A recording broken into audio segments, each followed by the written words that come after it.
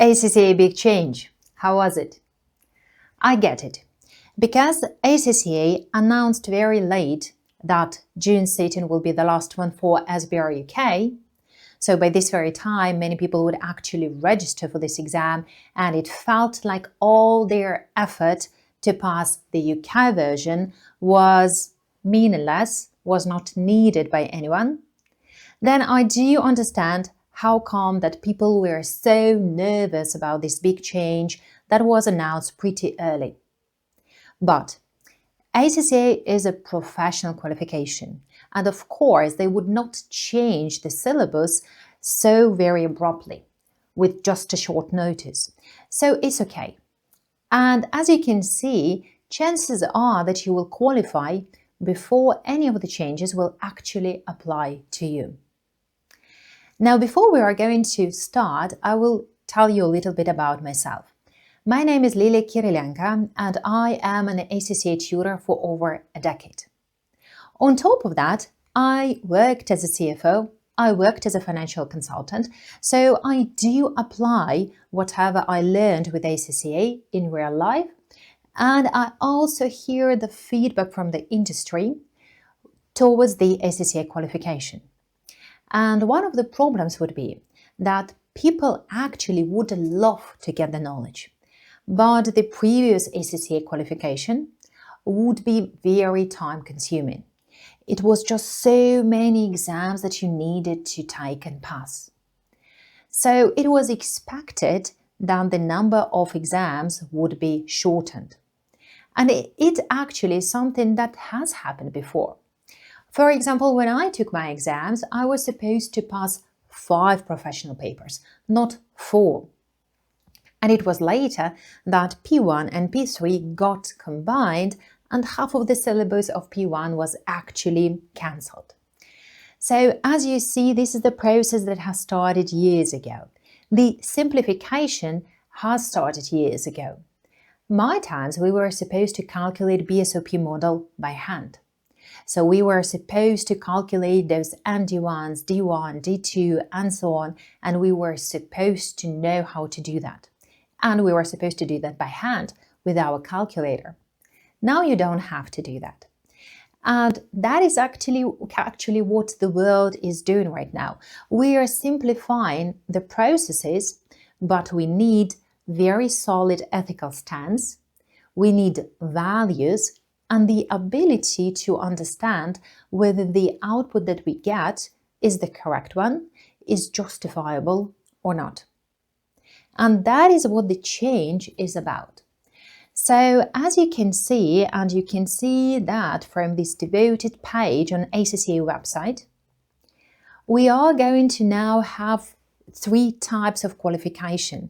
Now we're going to have 3 stages of ACCA.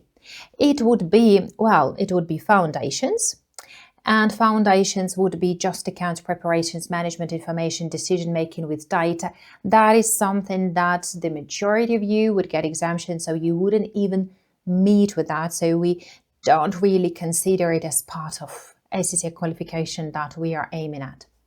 Then there would be the 3 parts that the majority of you would actually have passed by now, right? So it would be knowledge, and this is like financial accounting F2 exam, management accounting, financial accounting F3 exam, management accounting former F2 exam, business law, so former F4 exam.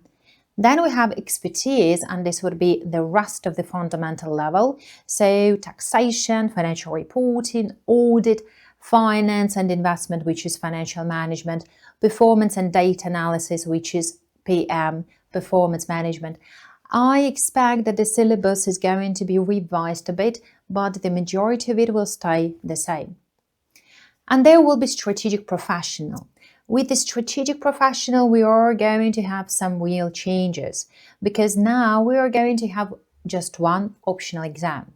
So this means that you don't need to choose to take and pass, let's say, AAA and ATX, or let's say AAA and APM. No, it will be just 1, and there will be 1 extra exam that will be added, SDS, which is Data Science Professional. which is fantastic, right? And it will improve your chance of passing, because my history says that people usually find one of the strategic papers quite easy and they pass it and don't even notice it, but they are stuck with the rest, with the choice, with the second one that they are going to attempt. So in this very aspect, it will be easier for you. But the problem is that these changes are going to apply to you only in 2027. And by this very time, most likely you are going to get qualified. And don't change. Don't say that you are not going to stress over the exams and just wait for a couple of years and then everything will be done for you. Nobody pays you to be not qualified, right? So just take the exams and pass now. But in taking the exams in strategic level, start with those exams that are obligatory, compulsory, so SBR and SBL, and only then move to the optional ones.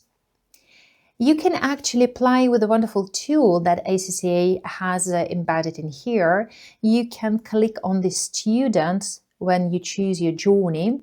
You can click on ACCA qualification, and then you can choose which exams you have exceptions for or which exams you would have passed. So at the time of the transition, so let's click all of the financial papers, of the fundamental papers. So I'm going to click all of them. And let's imagine that you passed IPM and AFM and let's say SBL, but you haven't passed SBR. The thing that you will have to pass now, what you will need to pass now would be, you would have to pass business sustainability reporting, so this is SBR, and you would have to pass the essential employability module, and that is it. So as you can see, nothing changes. So the previous versions of the exams, so IPM instead of Performance and Insights Professional, would be considered as the relevant exam. No worries with that. So changes are major, but chances are that they will not apply to you. Whatever is applied to you is that now you have Study Hub. Study Hub is great because I think that it is more fair to students that find it hard to buy books, to buy courses, because ultimately if ACCA advertises itself around the world, it needs to acknowledge that people come from different backgrounds, from countries with different purchasing power, and yes, for many countries, including where I come from, it would be quite hard to finance the education by buying everything. So I'm very happy that they made the knowledge available.